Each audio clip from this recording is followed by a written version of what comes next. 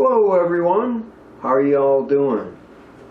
Back in March of this year, I did an unboxing video of a binocular, and it was this binocular. It was a National Geographic Excursion Series 42mm diameter objective binocular, 10 magnification. So this is something I've been working on since then. It's an open bridge design binocular. It's advertised as being waterproof, BAK4 prism, so that's actually a high quality prism. Fully multi-coated glass, has a diopter adjustment. They put this up here as a feature, but boy, in my opinion, a binocular, it needs to have a diopter adjustment to be a good binocular, because seldom our eyes are exactly the same. So this is the product, and it's a nice binocular. It's not real heavy, but it's not a lightweight either. There's just enough weight to this to suggest that it's a pretty solid, pretty well made binocular. Again, it's branded National Geographic. Why did I buy it? Well, I never owned a National Geographic product. I use binoculars quite a bit. It's just the hobbies that I have lend themselves to requiring binoculars to get most out of it, including birding, other things where I'm looking at, stuff far away. And of course the sky, that's naturally real far away. So it's handy to have binoculars. Now, since the late 1970s, I've really become a fan of binocular astronomy. I think binoculars are a good way to get introduced to amateur astronomy, rather than going straight to a telescope, transition through binoculars. So because of my long history with binoculars, both roof prism types such as this, poro prism types, I was just curious about this brand. Let me see if these binoculars are good. So following is my review of this. This binocular review has been done in scenes, because I've been outdoors with this, and at different times since last March, late last March, I've had these out on doing nature stuff, nature walks, nature hikes, even pulling off the side of the road in nature areas, take the binoculars out and just check out what birds are up in the trees. So going to be talking about that in these natural settings. I've also had these out at night quite a bit. There was a Venus-Moon conjunction a couple of weeks ago that was really stunning, because Venus and the Moon were less than 2 degrees apart in the sky, and I used these binoculars to observe it. So this set of binoculars, this is a 10x42 binocular. That means the magnification is 10 times, the objective lens diameter is 42 millimeters. So this makes a good balance between an optical device that you can easily carry and use outdoors, and yet these objective diameter, it's still large enough to be able to use these up in the sky. And I'm going to be talking about the Pleiades. I'm going to be talking about looking at the moon with these, and this review is going to cover a fair amount of ground. So as I say, it's going to be presented in a number of scenes, because this has been assembled over a period of time. So we're going to take a look at these. Now, how do I judge a binocular? I don't have optical equipment on a bench that I can really test these. So what I'm doing is I'm comparing this pair of National Geographic binoculars with a pair of binoculars that have been my mainstay for a long time. This is a pair of Nikon 8x42 binoculars, also roof prism. This is a Pro Staff 7. It's a Nikon Pro Staff 7S. So this has been replaced. I believe the current model is a Pro Staff 7P. A little bit of change with the barrel. Some specifications on it, minor specifications have been adjusted, but essentially the current Pro Staff 7 is the equivalent of this one. So I'm going to be comparing the optics of this National Geographic binocular with the optics of these Nikon binoculars, and I'm going to give you an assessment. Just as a spoiler alert, these Nikons are a pretty good set of binoculars to use. So if I'm switching from one to another and back and forth and talking about it, just this National Geographic pair is up against some pretty stiff competition with this set from Nikon. So let's see how they fare. We'll jump right into it. The equipment that I am evaluating in this video is my own. I purchased it at regular retail prices for my own use. The opinions expressed are my own opinions. They are not influenced in any way by any association with Explore Scientific, National Geographic, Nikon USA, or any Nikon USA affiliate. I'm comparing the Nikon Pro Staff 7S 8x42 waterproof binoculars. I'm not going to test that waterproof claim against a National Geographic 10x42 binocular, also waterproof. Both of them have BAK4 prisms, and these are both roof prism binoculars. So I'm going to be birding with these binoculars, the National Geographics, the 10 power binoculars, 10x magnification. Look how nicely they fit in my hand. My finger reaches the focus knob up on top. I get 2 to 3 fingers grip down in this split bridge here. It's a nice feature on these binoculars. Not too heavy, but heavy enough to feel solid in the hand. Okay, so here we are. Here's my rolling bird blind, a Jeep. I'm in the back seat. Here's a binoculars setup. Looking through here. Now, there were birds here, but you can get an idea of the binocular here. Quality-wise, you know, looking through it by eye, this is not at all reflective on what this binocular is about. But you know, this is a nice nice binocular by eye. Sticking a camera up to it, well, it's sticking a camera up to it. Yeah, putting a camera up to this and trying to, you know, talk and do this, it's like, well, a bird just went by. Yeah, there were some sitting right smack in the middle of this field until, of course, I brought the camera up.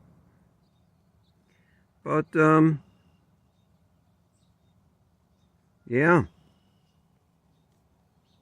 Pretty nice. It's like 8 p.m. going towards sunset.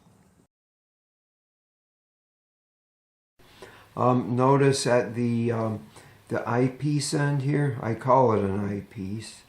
The eye end, you have these eye guards, 2 clicks. They come up full length. This is handy if you're outside and there's bright areas, a lot of bright lights around you. This helps screen the light out and bring this right up to your eye. However, they fold back flush really good if you're an eyeglass wearer and you're depending on glasses while you're using them. You got a nice flat surface here of some kind of rubberized plastic. It shouldn't scratch your lenses. So these are 10x42 binoculars. Everything in the instruction manual and on the binoculars rated in meters. So at 1,000 meters, you have a width of 110 meters. So it's a little bit relaxed. It's kind of nice. It's not the widest field binocular around, but it's not too narrow either.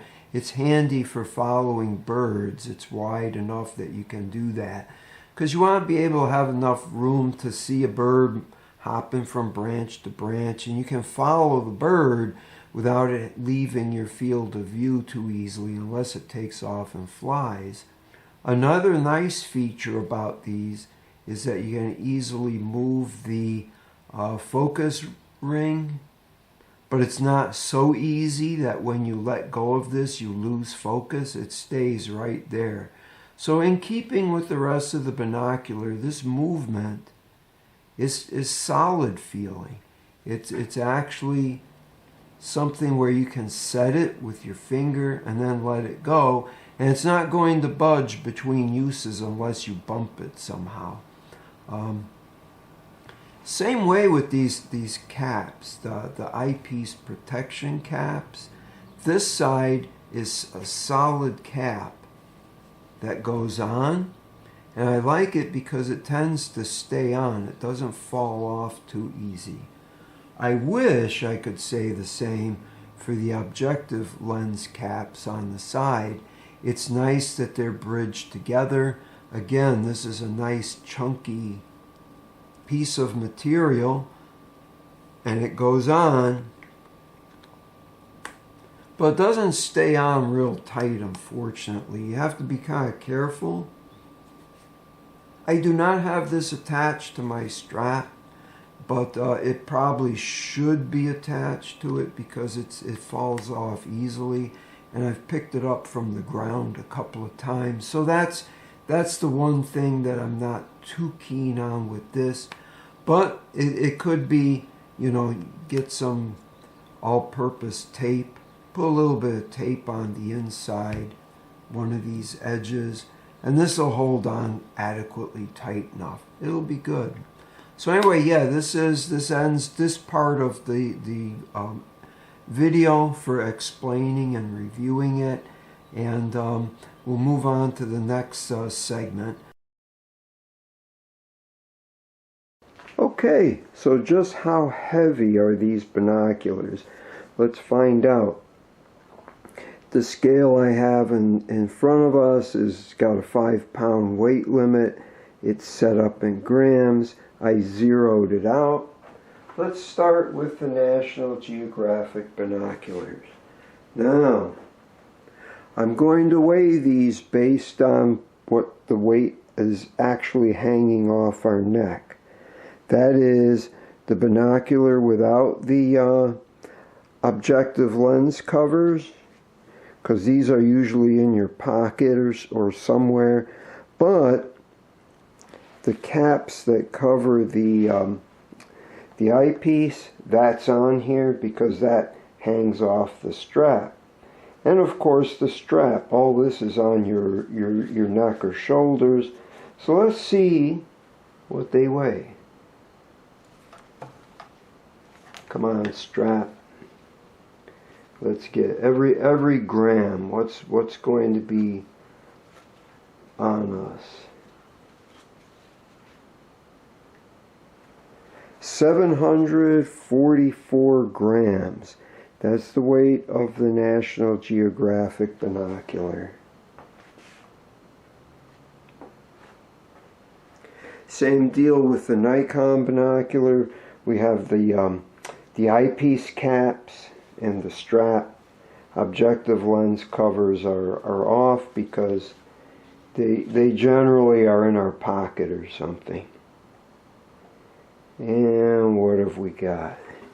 732 grams. So in spite of the fact that the Nikon 8x42s are a little bit larger than the National Geographic, they weigh a little bit less.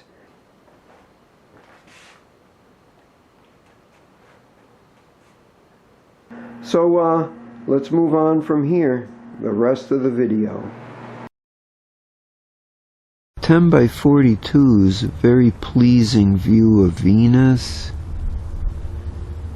and the Pleiades star cluster, but the cluster is close to the horizon at this hour, so it's really, I had to really look to find it tonight, even with the binoculars. The binoculars do pretty decent. They're quite acceptable. Let's look at Jupiter now. There is Jupiter.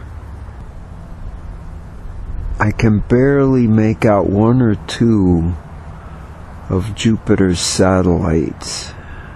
Its moons. I can see one or two of them hand-holding it at 10 power. But like I say, it's a challenge because it's hard to, you're breathing and it's hard to keep it steady enough. Looking around, Gemini, a lot of stars here to contemplate.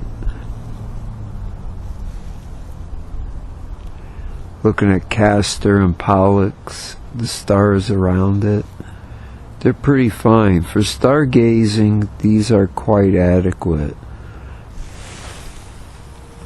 Looking at the water tower in the distance, nice.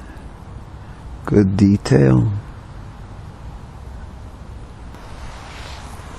Alright, I'm going to switch to the Nikon binoculars now. Okay, the Nikon binoculars looking at Venus. These are 8 power. 8x42s. And there's the Pleiades. It's getting low in the west. At this hour, a little after 9 o'clock. The stars are bright, but they're getting overpowered by sky glow. But for stargazing, these are pretty nice.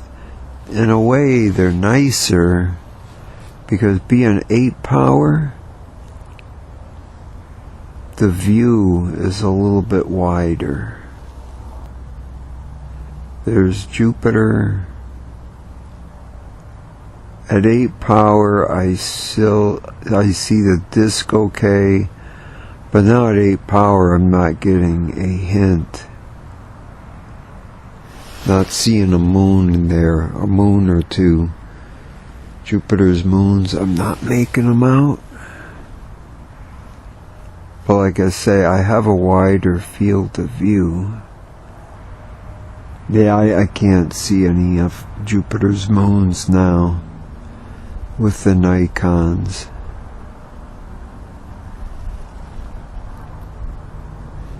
But the wider swath of the sky is nicer. It's easy to hold the binoculars steadier. Yep, there's Jupiter, Castor and Pollux in the neighborhood. A lot of stars visible. So, what do I think of these binoculars? These binoculars are pretty good. I rate them as being adequate for some things. However, I raise a caution for one particular endeavor. Like I started off in the beginning, I mentioned birding. And that is a very demanding hobby for optical equipment. Your eyes need to be good, and your binoculars need to be particularly good. You need to be able to look very closely at details and see sharp details, feathers, of course the identification of the bird. You have to locate it in amongst branches and leaves and a lot of stuff. So the binoculars need to be color corrected really well, and they need to be sharp, particularly in the center of the field, but you want also sharpness out to the periphery. These binoculars are not, I don't recommend these for birding. I'll just say that flat out. Your better bet is going to be with these Nikons. And there are better Nikon binoculars for birding than these ProStaff 7s. But these are a good entryway into that pastime. I'd be careful, I wouldn't recommend these. So what are these good for? Well, take a look at the form factor. The size is small, it's great. It's heavy enough to feel solid in the hand.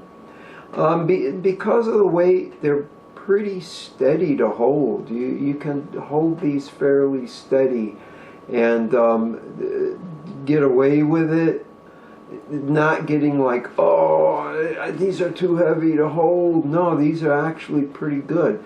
They're a good vacation binocular. If you're going to go on vacation and you need a set of binoculars that are just generalist optical tools, these are ideal. They're not too heavy, so you can pack them. They're not bulky. They're smaller than these Nikons, so these would pack in a suitcase quite nicely, particularly if you're traveling somewhere on an airplane and you're worried about the amount of stuff you have to take. These are pretty good. So it's a good generalist set of binoculars to have. So for astronomy, these binoculars actually did pretty well.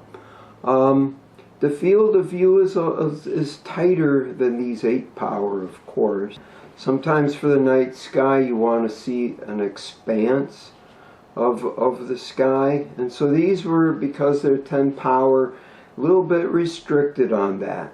However, the Pleiades filled the view very nicely. It was nice to look at the Pleiades, and the clusters just spread out in the field of view of these binoculars. Very nice. Jupiter, I could see. I was out a couple of nights with them, different nights. Looking at Jupiter, I could make out 1 or 2 of Jupiter's moons with 10 power, just barely, but they were there. I had good seeing. I wasn't able to do that with the Nikons. The moon, I'd be a little bit cautious about. The moon is so bright when it's nearing the full phase that you're getting some internal reflections here. I was seeing internal reflections, and that was a little bit of a distraction. Now, to be fair, I found the same situation with the Nikons, but to less of an extent. So while I had a nice big moon, I saw a lot of distracting reflections inside the barrel. So these are a little bit more resistant to the internal reflection, but it's there. Similarly, depending on where I was, under dark skies, for viewing everything but the moon, these worked really well. But I tried being in a parking lot in a more urban area using these, and the lights from the city, street lights, the lights from a parking lot, it just comes in from all sides and kind of overwhelms the view of the binoculars. So to some extent, again, this set, the Nikons, had that same problem, just not quite as much. So all in all, if you're looking for a general pair of binoculars to use for general, these are really good. They retail at Explorer Scientific for something like right around $100. And I think at that price, it's a fair buy. It's a fair purchase. These are definitely worth $100. They go on sale, and if you catch it on sale, it's a bargain. Also, regarding these binoculars, I didn't test them for water resistance. They claim they are. I'm not testing it. I just don't. However, they claim that they're nitrogen filled, and I did find in last April, late March, when I had these out, being inside where it's warm and then going outside to a really chilly outdoors, the lenses didn't fog up. So that's a good thing. So yeah, overall I'm quite pleased with my purchase. I think these are a good set of binoculars. We're in June now, so it's time to plan for vacations. This would be a worthy purchase if you're looking for binoculars to take along. Also, for mom and dad, if you are planning a vacation and you've got your special binoculars that you're a little worried about passing off to your kids, check these out. Perfect. Not overly heavy, so it wouldn't weigh down a child unless they're really small. A young person would be able to handle these quite well. And because they're a little less expensive, mom and dad, you wouldn't worry about passing these to your children like you might if you have a higher end set of binoculars. So that's my assessment of this product. I like it, and I look forward to any comments that you have. Feel free to leave them in the comments section. Okay, take it easy. Have a good day and a good afternoon. And as always, if it's clear out tonight, take whatever binoculars you have, go out and examine the night sky. Enjoy. Bye now.